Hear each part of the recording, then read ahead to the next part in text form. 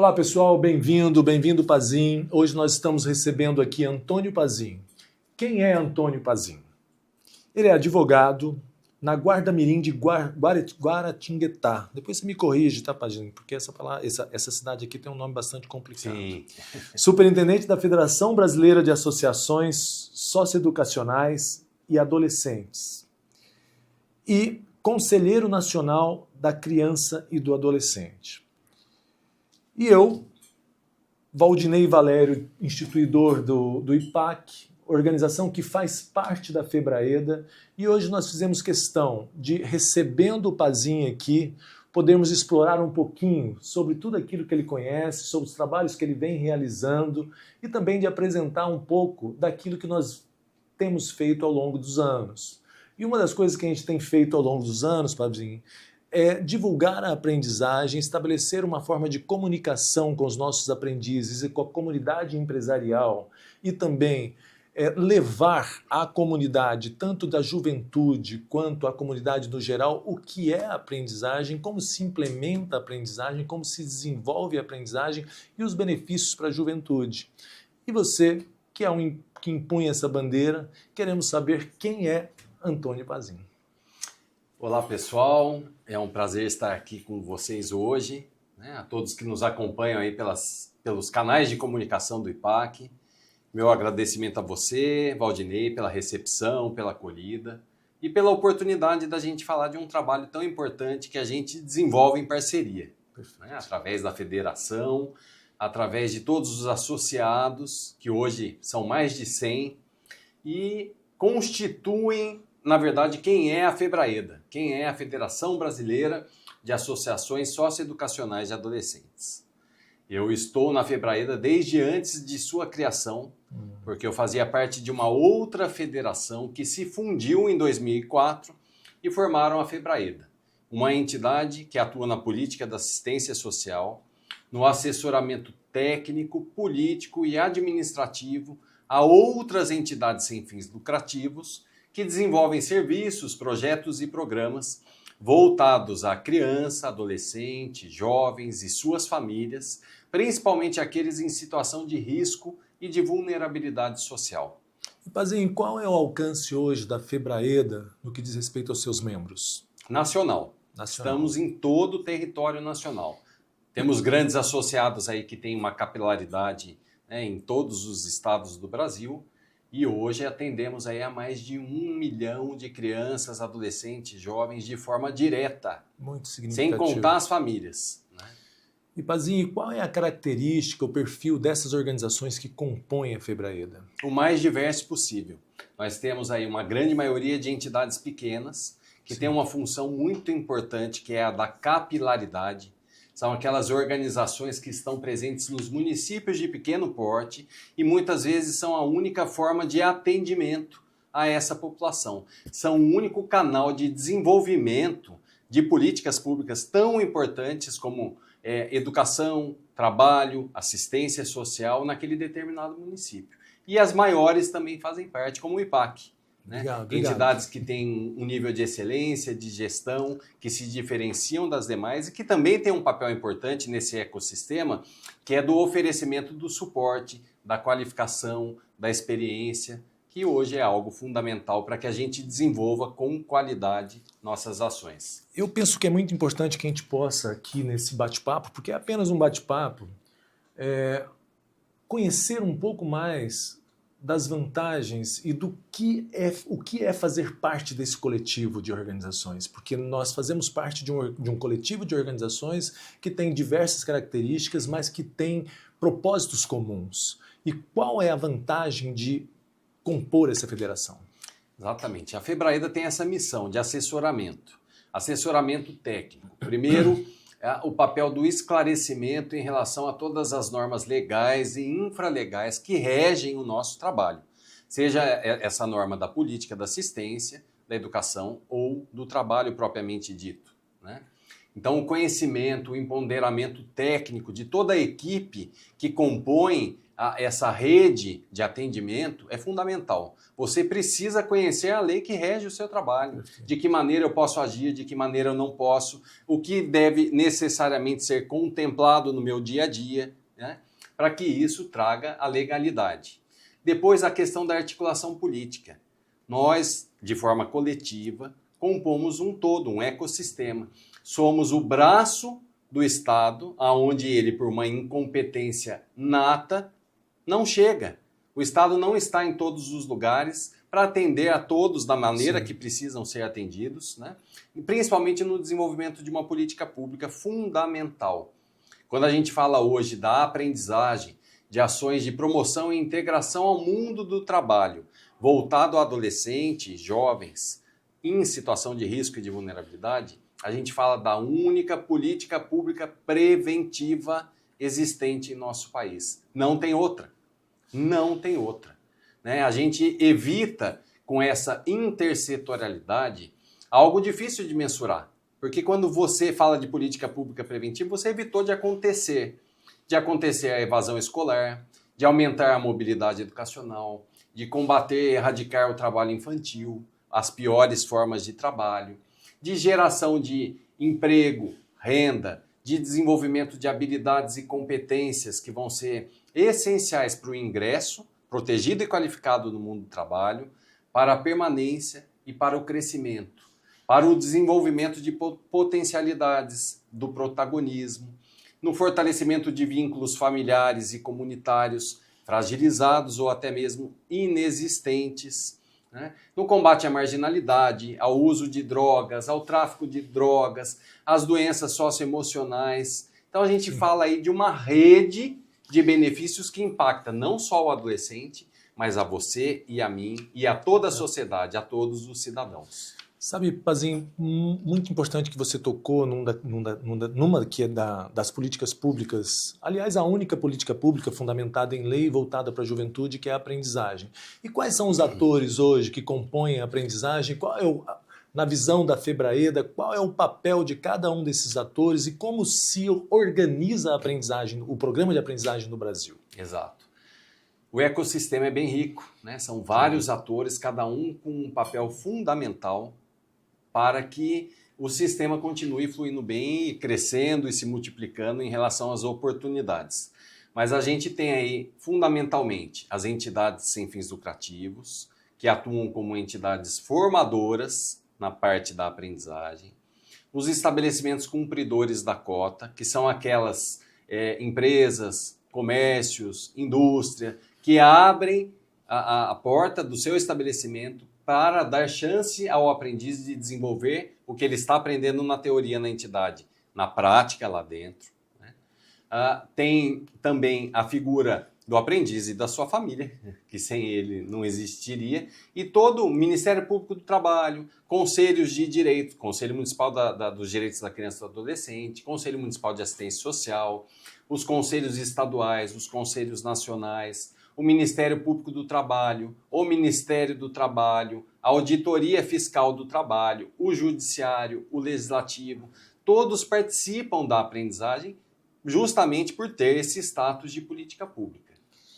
É muito interessante quando o Pazin fala, porque nós, enquanto organização social, o IPAC também acredita que toda política pública que não tem a participação desses três pilares, que a sociedade civil organizada, através das organizações, das suas federações, como a Febraeda tem feito de forma muito significativa, o empresariado participando desse processo, recebendo, seja ele um aprendiz, seja ele participando de outras políticas e apoiando trabalhos e políticas públicas sociais no país, e o governo legislando, dando condição para que isso aconteça, é que há a possibilidade dessa política acontecer, de toda e qualquer política pública seja realizada, e que seja profícua, e que não seja sazonal, e que não tenha começo, meio e fim dentro de um mandato político. Então essa sempre é a nossa batalha em relação às políticas públicas e sobretudo na aprendizagem. A aprendizagem, Pazin, ela completou 20 anos de regulamentação e 25 anos completa agora de de promulgação.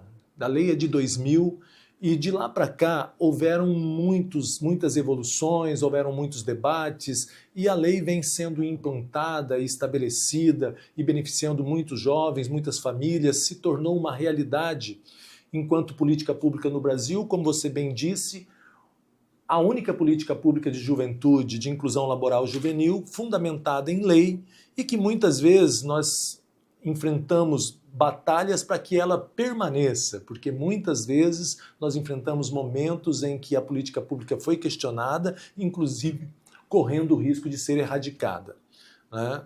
Então, assim, hoje, como você vê a evolução da aprendizagem e o papel desses atores na aprendizagem? Daqui um pouquinho eu queria falar um pouquinho sobre o papel, por exemplo, do CONANDA hoje na aprendizagem, o papel dos conselhos municipais da criança e do adolescente na aprendizagem.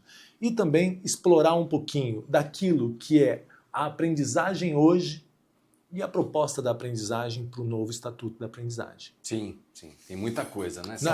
Nós podemos partir isso daí. 25 anos de história, de uma vida pública da aprendizagem, movimentada. Você fez aí bem uma retrospectiva, né? Hoje talvez a aprendizagem pudesse estar num outro status se os atores, principalmente os políticos, entendessem esse caráter intersetorial e essa questão de ser uma ação afirmativa garantidora de um direito previsto em nossa Constituição, sim, que é o direito à profissionalização. E os demais entenderem que as políticas públicas precisam dialogar, precisam se fortalecer, se potencializar, né? Uma não pode excluir a outra, pelo contrário, uma tem que fazer com que a outra seja cada vez mais eficiente e mais eficaz. Essa é a aprendizagem. Fazendo um recorte nesse ponto, Pazinho, nós temos duas políticas públicas que estão em rota de colisão, vamos dizer assim. Exato. Que é o novo ensino médio e a aprendizagem, que hoje tem sido um gargalo você converger essas duas políticas públicas. Como a FEBRAEDA, o CONANDA e os demais atores dessas políticas públicas têm olhado isso, se é que você tem alguma notícia sobre essa questão? Não, parece até brincadeira, né? Você falar que a educação, da qual a aprendizagem sempre foi parceira, hoje está excluindo o público prioritário, que tem entre 14 e 18 anos, e isso em lei, garantido em lei. Por quê? Porque não é mais compatível o horário de estudo no ensino regular com o desenvolvimento do programa de aprendizagem, que pressupõe teoria e prática. Então, por quê? Não tem mais vaga de ensino médio noturno para o aprendiz que tem entre 14 e 18 anos. E o ensino médio em tempo integral inviabiliza a matrícula dele no programa de aprendizagem. Como você não pode ser aprendiz sem estar estudando, se você não concluiu o ensino médio, você acaba tendo que deixar a aprendizagem. Só que o que a educação não está enxergando é que ele vai se evadir da escola, então a gente vai ter aí um problema de aumento da evasão escolar e eles não vão poder estar protegidos e qualificados no programa de aprendizagem. Então também a gente vai ter um aumento do trabalho infantil e das piores formas de trabalho. Por quê? Porque as políticas não dialogaram, não se compatibilizaram. Já existe exemplo de uma resolução nacional no Conselho Nacional de Educação que compatibiliza a educação profissional e tecnológica e os cursos de graduação, porque a aprendizagem vai dos 14 aos 24 anos, com a aprendizagem profissional. A federação está no movimento agora de aproximação do Conselho Nacional de Educação, dos Conselhos Estaduais de Educação, com suporte do MEC, para que essa mesma compatibilização aconteça no âmbito de cada um dos estados, que é quem detém a competência técnica para regulamentar o ensino médio. Não pode ser diferente, porque senão quem tem entre 14 e 18 anos vai ficar excluído da aprendizagem profissional e nós vamos ter, sim, um aumento grave dos indicadores de evasão escolar. Muito nos estranha, né? Uma política pública que entra em rota de colisão com uma outra política pública que está em vigor há 20 anos e que tem os seus resultados comprovados. Então, assim, aqui quando você disse aqui que há uma legislação, há um apontamento em relação ao estudo técnico e de nível de graduação. Nós não temos hoje, aliás, nós temos um percentual muito pequeno em nível técnico. Como se dá a questão em relação ao nível propedêutico, aquilo que nós chamamos de ensino médico normal, vamos dizer assim, aquilo que não é técnico, em relação a tudo isso? Então fica uma interrogação que precede de respostas e que uma política pública não pode invalidar a outra, né? Exato. E resposta urgente, porque o problema já está acontecendo. Esse é um movimento da Febraeda, é um movimento que eu estou fazendo também enquanto Conselheiro Nacional dos Direitos da Criança e do Adolescente no CONANDA, um movimento do Fórum Nacional de Aprendizagem e que está realmente precisando de uma atenção imediata. Esse problema precisa ser enfrentado e resolvido o quanto antes. E esse é um dos gargalos que você vinha falando ao longo desses 25 anos, que dificultaram a apropriação pelo Estado, e aí eu não falo pelo governo, é pelo Estado, porque é uma política de Estado, né, de implementar efetivamente a aprendizagem como essa política pública intersetorial, que não custa nada, diga-se de passagem, aos cofres públicos, porque ela também é uma oportunidade de investimento. Veja bem, não é só uma cota, não é só o cumprimento de uma lei, é uma possibilidade que você, empresário, que você, industriário, comerciante, tem de investir na formação de mão de obra qualificada do seu estabelecimento. De contar com o suporte, por exemplo, do IPAC, quando você contrata um aprendiz daqui, dessa organização, que vai acompanhar todo o desenvolvimento desse aprendiz na prática, vai te fornecer um suporte técnico, teórico, com uma equipe de referência, que vai fazer toda a diferença na formação de um profissional que depois você vai poder contratar, que já vai estar inserido na cultura organizacional do seu estabelecimento, que vai trazer para dentro da sua empresa a inovação, né? É uma possibilidade imensa, infinita. E Pazinho, eu digo mais, todos esses anos de experiência, a qual nós nos dedicamos aos programas de aprendizagem, dizem que, nos mostram que há benefícios que não são mensuráveis. Nós também, além de trabalhos relacionados à aprendizagem, nós também nos dedicamos a outros trabalhos de formação de cursos livres, inclusive muitos deles pagos por governo, e o número de evasão é muito grande. E coisa que nós não temos nem próximo dos percentuais de evasão nos programas de aprendizagem, que são absolutamente baixos, absolutamente baixos. Então, fica aí uma política que ela não é devidamente reconhecida como um benefício para o país, eu não vou dizer benefícios políticos, é um benefício para o país quando ela proporciona uma mão de obra qualificada, uma preparação de uma mão de obra para um profissional do presente, mas que vai atuar no futuro com muito mais qualidade, sem nenhum custo para o governo e que eu diria que há alguns anos atrás, há 10, há 15 anos atrás, as empresas tinham alguma resistência em relação. Hoje uma ou outra tem uma resistência, mas hoje essa resistência foi muito arrefecida em função de que as empresas também reconhecem a importância de você formar uma mão de obra qualificada e essa mão de obra ser utilizada nas suas bases, no seu chão de fábrica, na sua gestão de recursos humanos, mas também que sirva para a alavancagem de um município onde chegarão novas empresas. A sociedade se beneficia como um todo. Então, há que ter um reconhecimento maior em relação ao poder público para valorizar essa, que é uma política pública gratuita para o governo. Já viu alguma coisa gratuita para o governo, Pazinho? Pois é. Porque a gratuidade tem que ser para quem recebe a política pública, e essa é uma política pública gratuita para o governo. Mas isso é o terceiro setor, é a sociedade civil organizada. Então, assim, é muito interessante que a gente tenha uma política onde o governo não investe necessariamente recursos públicos para que ela aconteça, e nós temos conflitos entre uma legislação e outra. Isso você atribui a quê? A uma falta de conhecimento do nosso legislativo, a campanhas de interessados em que um programa como esse não aconteça, porque nós estamos num Brasil onde o processo de disputas de espaço e de interesses é muito grande. O que você diria em relação a isso? Eu acho que é ignorância pura e simples no sentido natural da palavra, né? Desconhecimento. As pessoas enxergam normalmente só o que está ali evidente, né? Então cada um enxerga o seu mundo e direciona seu olhar para aquilo que tem interesse. Quando a gente fala da aprendizagem que é tão rica, é tão plural, ela é intersetorial e reflete com indicadores significativos em todas as áreas, porque a gente está falando da sociedade, né?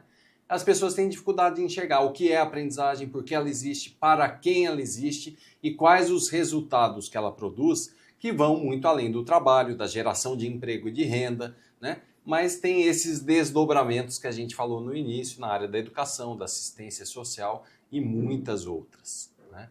A gente sabe que a ignorância é um grande, e depois é o egocentrismo, é puro também um sentimento de não faz parte do meu mundo, eu não olho ou não reconheço o valor. Mas já passou desse momento, a gente não vive mais esse momento. Sem custo, um investimento com alto retorno, poxa vida, né? Olha, eu ratifico aquilo que você está dizendo, porque ao longo de todos esses anos eu venho participando desse programa, do processo da evolução da aprendizagem desde 2000. E nós não... Você já viu alguma campanha em prol da aprendizagem capitaneada pelo governo? Capitaneada pela coisa pública? Que possam fazer com que a aprendizagem seja conhecida não só dentro das suas estruturas governamentais, no poder legislativo, no poder executivo, no poder judiciário e também fora das suas estruturas, para a sociedade em geral e para a comunidade empresarial? Falávamos há pouco que a aprendizagem brasileira é modelo internacional, né, de efetividade de primeiro emprego, de desenvolvimento, de educação formal, e aqui ainda carece. É só a gente pegar um dado. A aprendizagem, criada pela Lei 10.097, de 19 de dezembro de 2000, ela estabelece que de 5% a 15% dos estabelecimentos precisam contratar como aprendizes, de 5% a 15%, é a cota. Né? Pela cota mínima obrigatória, hoje a gente deveria ter mais de 1.100.000 aprendizes contratados. Nós temos pouco mais de 600 mil, hoje um número recorde. Nesses quase 25 anos, um número recorde, que muito se deve, a gente faz o reconhecimento público, ao trabalho da auditoria fiscal. Sim. Né? Que os fiscais aí têm um papel fundamental nessa contratação, nesse aumento. Mas é um pouco mais de 50% da cota. Mínima obrigatória por lei há quase 25 anos. Então, não precisa falar muito, né? Não se apropriou, falta muito e precisa realmente chegar em todos os níveis, porque não é só a administração federal, é a municipal, é o prefeito, é a Câmara Municipal contratando os aprendizes, dando essa oportunidade, né, para várias organizações que desenvolvem, porque eu tenho certeza, e isso eu falo em nome da federação, de todos os associados que a gente tem hoje, a gente tem uma demanda reprimida maior que 3 milhões de adolescentes. Quer dizer, 3 milhões de adolescentes, 3 milhões de famílias batendo a sua porta, pedindo uma oportunidade, e você não consegue dar essa oportunidade. Por quê? Porque não tem vaga. E a gente depende da parceria com os estabelecimentos que contratam os aprendizes para poder fazer esses atendimentos. Né? Então, só que tem outra porta que está sempre aberta. E é isso que está faltando o poder público enxergar. A porta do tráfico, do uso de drogas, das doenças emocionais, da falta de oportunidade, da falta de direito de acesso à educação, ao trabalho digno. Da desistência, sobretudo no ensino médio, dessa faixa etária de jovens, que é a maior que existe desde quando a criança entra na escola, e que encontra fora dela muitas outras oportunidades, como você bem disse. Eu trago um outro número aqui. 70% da população carcerária do Brasil tem entre 18 e 29 anos. Justamente o público que a aprendizagem atende. E justamente o público que não foi atendido no momento correto. Quem sabe quantos bateram na nossa porta, desses que estão lá hoje, reclusos. Mas, Pazinho, ainda falando sobre a Febraeda, hoje a Febraeda representa as organizações e compõe o CONANDA, que é o Conselho Nacional dos Direitos da Criança e do Adolescente. Como tem sido essa atuação? Porque o CONANDA ele faz uma espécie de orientação aos conselhos municipais. E nós temos, como organização formadora, e isso é um mantra nas organizações formadoras do Brasil inteiro, muitas dificuldades inerentes aos conselhos municipais da criança e adolescente, que é pressuposto básico para que uma organização social faça aprendizagem. E por muitas vezes, por falta de conhecimento, por orientações controversas, por questões relacionadas assim, às vezes a gente se depara com conselhos municipais autolegislando, assumindo um papel de legislador, e naquele município só acontece se for daquela forma, inclusive desconsiderando leis federais e orientações nacionais. Como tem sido essa atuação no CONANDA e quais são os principais gargalos e quais são os caminhos de solução que a gente vem encaminhando a partir desses gargalos? Exatamente. Hoje a FEBRAEDA participa ativamente de todos os conselhos federais de direitos que de alguma forma se relacionam com o trabalho que a gente desenvolve nas entidades. Então estamos no CNAS, Conselho Nacional de Assistência Social, no Conselho Nacional dos Direitos Humanos, no Conselho Nacional da Juventude e no CONANDA. Sim. Mais especificamente no CONANDA, é um órgão deliberativo de política pública de atendimento à criança e adolescente no nosso país. É ele quem delibera como se operacionaliza a política pública e fiscaliza também as ações do poder público no desenvolvimento dessas políticas, né? E aí o Conselho Nacional, Federal, é um. Depois a gente tem os conselhos estaduais, cada estado e o Distrito Federal tem o seu, e cada município tem o Conselho Municipal dos Direitos da Criança e do Adolescente. Eles têm liberdade para fazer sua resolução, mas dentro de uma hierarquia de normas que existe em qualquer outro segmento na nossa pirâmide de Montesquieu lá, que tem a base, tem, né, uma série de requisitos. É óbvio que uma norma municipal não pode entrar em conflito com uma norma federal e assim por diante. Existe uma hierarquia, tá? Embora não exista a hierarquia dos conselhos, existe sim a hierarquia das normas. Quem delibera a política do trabalho é o Ministério do Trabalho e Emprego. Então, um conselho municipal não pode criar normas que entrem em conflito com a CLT, por exemplo, com a consolidação das leis do trabalho. Quem disciplina a aprendizagem no âmbito da política do trabalho é o legislador, é o deputado federal, que tem essa competência de criar normas federais que regem a relação de trabalho, lembrando que a aprendizagem é uma forma de emprego, o aprendiz é uma forma de empregado, né? Quem rege o conteúdo programático dos cursos é o Ministério do Trabalho, através de portarias, de instruções normativas, de normas técnicas. Então, o Conselho também não pode criar dispositivos que, por exemplo, queiram regulamentar conteúdo programático. Quem rege o atendimento à criança e ao adolescente é a Lei 8.069 de 1990, o ECA. Sim. Então, o Conselho não pode entrar em conflito no atendimento dessa criança e do adolescente com ECA. E existe uma lei federal que disciplina a aprendizagem. Existe uma portaria, existe um decreto, existe uma resolução nacional do CONANDA, a resolução 64 do CONANDA de 2014, que dispõe sobre o registro das entidades formadoras de aprendizagem e da inscrição dos programas de aprendizagem nos conselhos municipais do direito da criança e do adolescente. Aquela diretriz, ela tem que ser seguida. O conselho não pode entrar em conflito e extrapolar, por exemplo, a competência. Exigir algo que não está na resolução nacional, né, em relação aos programas de aprendizagem. Então, é claro, vou dar um exemplo aqui para que fique bem claro. Inscrição de programa de aprendizagem. Sim. Necessariamente, a entidade não precisa ter sede naquele município. E a gente sabe de casos que acontecem de exigir uma estrutura física. A lei é clara da aprendizagem. São recorrentes. São recorrentes. Não somente uma estrutura física, como exigem CNPJ, por exemplo, no município. Se o próprio Ministério do Trabalho não exige para a habilitação da entidade o CNPJ, e a quem compete habilitar a entidade formadora de aprendizagem? Ao Ministério do Trabalho, no gov.br. Lá não é exigido, a depender da situação, tá? A gente está falando uma fala bem genérica. Sim, claro. Cada um tem um modus operandi, cada programa de aprendizagem tem um modus operandi, a depender da situação, a depender do porte do município, mas não pode ser exigido se a própria legislação federal não exige. Pazinho, você não acha que talvez isso não esteja absolutamente claro para esses conselhos? Porque nós temos uma situação relacionada aos conselhos.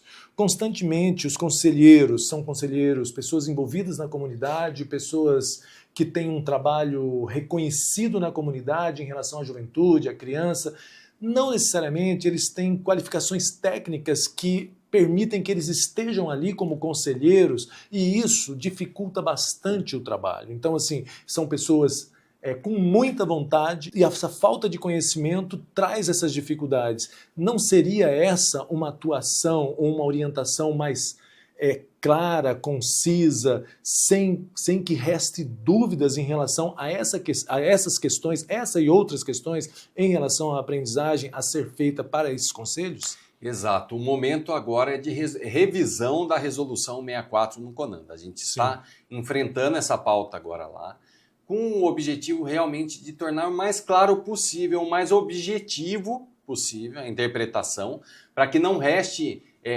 dúvida na leitura dos dispositivos de como funciona esse procedimento de registro e de inscrição dos programas de aprendizagem. Porque se a gente for ver, a resolução é clara, ela não deixa dúvida. Sim. Né? Não tem margem para interpretação equivocada. O que há realmente é uma falta de compreensão do papel do Conselho Municipal no programa de aprendizagem, diferentemente do que é o papel do Conselho na vida da entidade que faz o atendimento. A gente está falando de momentos distintos, onde um é regido pelo artigo 90 do ECA e o outro é regido por uma portaria 3872 do Ministério do Trabalho. Tá? Então, é compreensão técnica. Muitas vezes os conselheiros da sociedade civil são voluntários, conhecem bem a sua área de atuação, mas não a particularidade de todas as áreas que compõem a tipificação de serviços assistenciais no país, ou do desenvolvimento do programa de aprendizagem, que a gente sabe que trabalha com isso na prática, é de uma diversidade absurda. Sim. E de um dinamismo. Apenas dentro da aprendizagem é uma diversidade absurda. Imagina você lidando com todo o processo complexo. É como se um médico quisesse ser especialista em todas as áreas de atendimento. É impossível. Sobre essa questão do CONANDA, dos conselhos municipais, em caso de dificuldades nessas relações onde os obstáculos são maiores, porque há uma questão que eu não consigo entender. Quando o Conselho Municipal ele deveria estar trabalhando em função do apoio a toda e qualquer política pública, sobretudo as políticas públicas que são estabelecidas no âmbito federal e executadas naturalmente, porque as coisas acontecem, são nos municípios, e lá há a maior dificuldade de que esse documento, por exemplo, a inscrição do curso, a inscrição da organização social, ela não consegue estabelecer essa relação no sentido de que isso seja facilitado para que o programa de aprendizagem aconteça. Quais os caminhos que ela deve tomar para que esse esclarecimento seja feito, para que as coisas se normalizem, para que o programa seja executado? Tem que existir um caminho, por quê? Porque o grande prejudicado dessa falta de entendimento da sua competência é o adolescente, é a criança. Né? Então, esse é o objetivo da regulamentação. Então, se está tendo alguma dificuldade no Conselho Municipal, essa notícia pode ser levada para o Conselho Nacional de Assistência Social, que vai fazer toda a articulação, todo o diálogo, através de uma de suas comissões permanentes. A gente tem lá a Comissão de Mobilização e Formação e temos a Comissão de Políticas Públicas, Perfeito. Que vão interagir com esse Conselho Municipal para esclarecer, por exemplo, a dúvida que está gerando uma interpretação equivocada de qual é o caminho correto, de qual é o enquadramento correto, de qual deve ser o olhar, qual deve ser a exigência para que ela não extrapole, principalmente, sua competência legal. Depois do Conselho, a gente tem a Secretaria Nacional dos Direitos da Criança e do Adolescente, a secretária Pilar, hoje, atualmente, é inclusive a presidente do CONANDA. Sim. A própria ouvidoria do Ministério dos Direitos Humanos, a quem o CONANDA está ligado, e depois a via judicial, se o diálogo todo não resultar numa resolução da questão. Né? Mas é sempre um canal aberto. Esse fato tem que ser levado, porque é esse o papel do Conselho Nacional, deliberar política pública e fazer essa aproximação com quem na ponta implementa essa política pública e fiscaliza os conselhos municipais. Porque essa tem sido uma batalha que é a democratização do programa de aprendizagem, a possibilidade de que o programa seja encampado em todos os mais de 5.500 municípios que nós temos no Brasil. Só que nós, de ato contínuo, esta sentido tem sido talvez uma das maiores dificuldades. E, por outro lado, as empresas alegam que não há organizações com cursos validados no município e, por isso, eles não atendem à lei. E aí, Pazim, por mais que se empenhe o auditor fiscal para que a política pública seja de fato cumprida, há justificativas plausíveis para que ela não aconteça. Sim. A gente sabe aí de conselhos que inventam uma legislação completamente conflitante com o que dispõe a norma federal, estabelecendo uma idade única ou estabelecendo jornada de trabalho diferente do que a lei prevê, né? Isso tudo tem que ser levado ao conhecimento do Conselho Nacional e eu acho sim questão de judicializar mesmo para que sirva de exemplo e que a gente não faça mais assim, porque, volto a repetir, o grande prejudicado é o aprendiz que fica sem a possibilidade de atendimento. Então não pode ter essa distorção. Muito importante o caráter protetivo do conselho, o caráter daquele que zela na qualidade pelo atendimento, acolhimento, né? Pela qualidade na prestação, no desenvolvimento da política pública pelas entidades, mas são parceiros,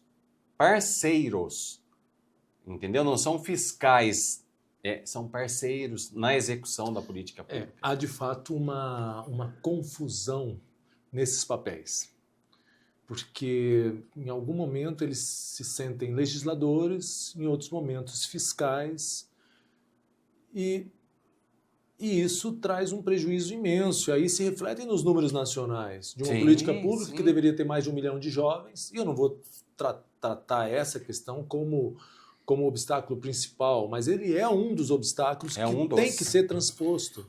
Principalmente na capilaridade do atendimento. Sim. Né? Então é fundamental, é isso que a gente estava falando no início. Todos os atores da aprendizagem, eles precisam trabalhar juntos, né? Precisam estar unidos em prol do aumento das oportunidades com qualidade. O objetivo nosso é comum. E Pazim, sendo uma política pública federal, por que todos esses registros têm que acontecer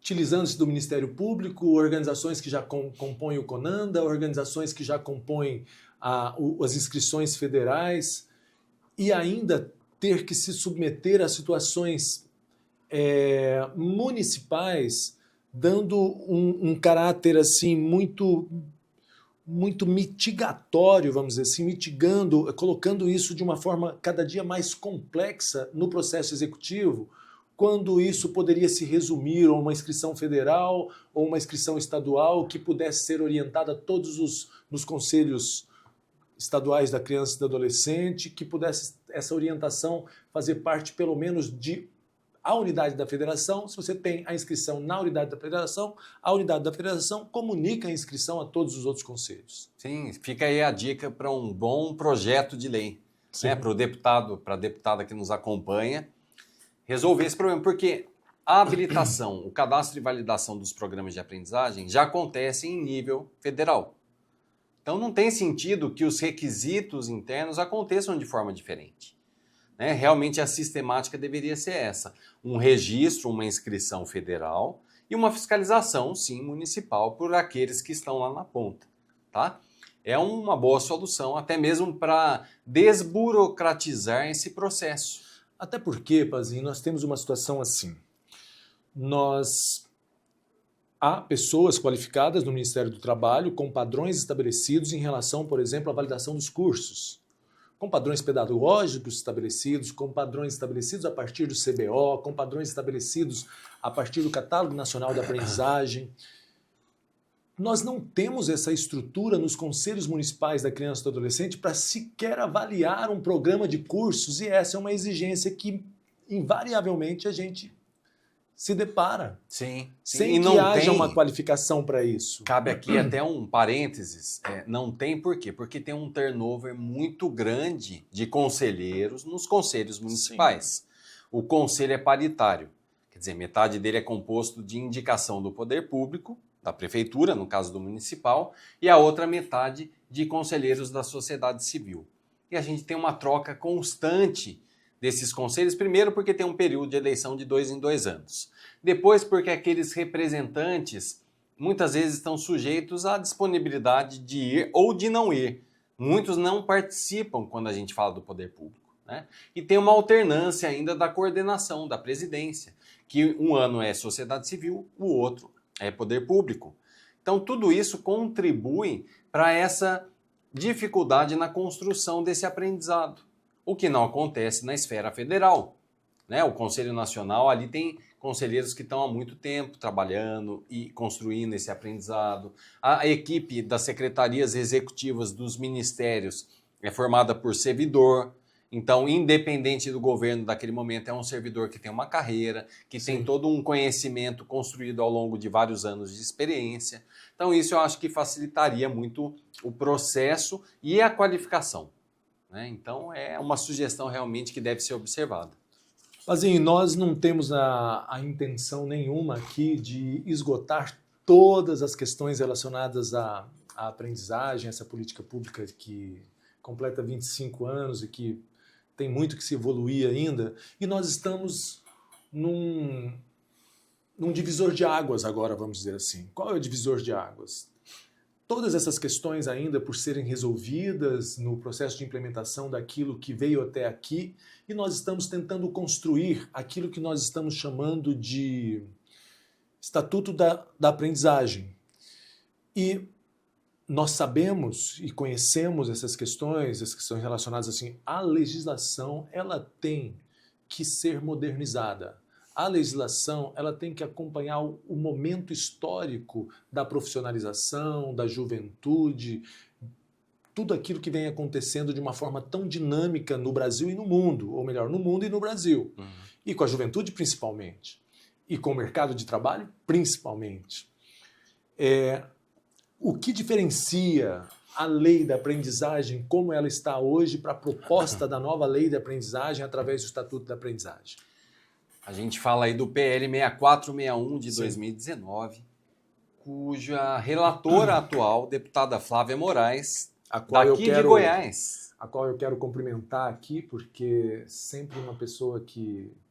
E a TV IPAC está aberta para nós debatermos aqui o PL. Seria muito bom, falarmos sobre o PL, falarmos o que tem sido pensado em relação ao PL, tá, deputada? Está super aberto, nós temos uma relação de muitos anos no que diz respeito às defesas de direitos da juventude. Chamo de secretária Flávia, a deputada Flávia foi secretária de Trabalho e Cidadania do Estado de Goiás e dirigiu programas de aprendizagem aqui por muitos anos. Ela é uma conhecedora profunda. Exato. E está super em boas mãos, Pazinho. Exatamente. Eu te interrompi aqui quando fala a deputada Flávia, uma pessoa que eu conheço e que tem muita vontade, muito conhecimento, uma batalhadora nessa direção. Então... Tem um histórico ligado à aprendizagem profissional. Né? Então, no atendimento, ela realmente tem priorizado o aprendiz. A gente precisa lembrar que esse PL é um PL do aprendiz, em primeiro lugar. Todos os atores contribuíram de forma significativa para que a lei realmente fosse modernizada, porque nesses quase 25 anos ela foi excessivamente regulamentada por instrumentos infralegais, portarias, instruções normativas, notas técnicas, que trouxeram uma insegurança jurídica pelas mudanças constantes, porque ficava uma lei sujeita à filosofia de trabalho daquele determinado governo, daquela determinada época, daquela determinada interpretação. E isso, por exemplo, na parte teórica, era 20%, depois 25%, depois 30%, depois voltou para 20%. Tinha 10% de formação inicial, 80 horas. Não, agora tira, agora volta para os 10%. Mudanças constantes que trazem uma dificuldade de expansão e principalmente da percepção do estabelecimento cumpridor de que é muito mais do que uma cota. A gente estava falando aqui da oportunidade de investimento. Então esse PL ele tem o objetivo de compilar todas essas regulamentações infralegais, trazendo para a realidade atual que a gente vive, com o objetivo de qualificar os programas de aprendizagem e com importantes inovações. Por exemplo, simplificação do cálculo da cota. A autorização que não foi feita nesses 25 anos, para a contratação de aprendizes pela administração pública. A autorização de criação pela administração pública, direta ou indireta, de espécies de subvenção, de fomento, de estímulo à contratação da aprendizagem, dos aprendizes, por segmentos que não são obrigados a contratar. A exemplo das micro e pequenas empresas, a exemplo da própria administração pública direta, né? Então, a lei traz uma estabilidade, uma segurança jurídica, traz a possibilidade de criação de incentivos e de qualificação dos programas de aprendizagem, com exigência de infraestrutura física, tecnológica, assistiva, de equipe de recursos humanos, que vai possibilitar o que a gente conversava mais cedo hoje também, que é uma gestão de qualidade dos programas de aprendizagem, que realmente façam a diferença e causem um impacto, seja aquela oportunidade que transforma a vida do aprendiz. Muito bem, Pazin, hoje nós temos algumas questões, por exemplo, nas questões pedagógicas, nós estamos diante de uma juventude e de um mundo tecnológico, nós estamos aí, a IA não se fala em outra coisa quando se fala de tecnologia. Como tem se comportado não só as questões das fiscalizações ou o debate acerca de utilização da tecnologia, de utilização de instrumentos que possam também democratizar o programa de aprendizagem para municípios onde nós não temos aí 50, 100, 200 aprendizes e não há ali uma organização capaz de ser uma organização de aprendizagem, porque ali nos municípios há muitas vezes, quando há uma organização de comunidade de base, sem nenhuma qualificação técnica, sem poder implementar programas como esse, que tem que vir de encontro com aquilo que o mercado espera também, porque o mercado espera do aprendiz um profissional para o futuro, um profissional antenado nas coisas do presente e naquilo do porvir. Como tem se comportado e como são os apontamentos em relação a isso? Porque eu acho que isso é um fator extremamente importante de ser colocado, não só para a aprendizagem do agora, da Lei 10.097, mas também para aquilo que vem sendo pleiteado dentro da PL. Sim, exato. Eu acho que, principalmente depois da pandemia, né, e em razão da pandemia, a gente teve uma aceleração nessa transformação tecnológica de como as coisas acontecem.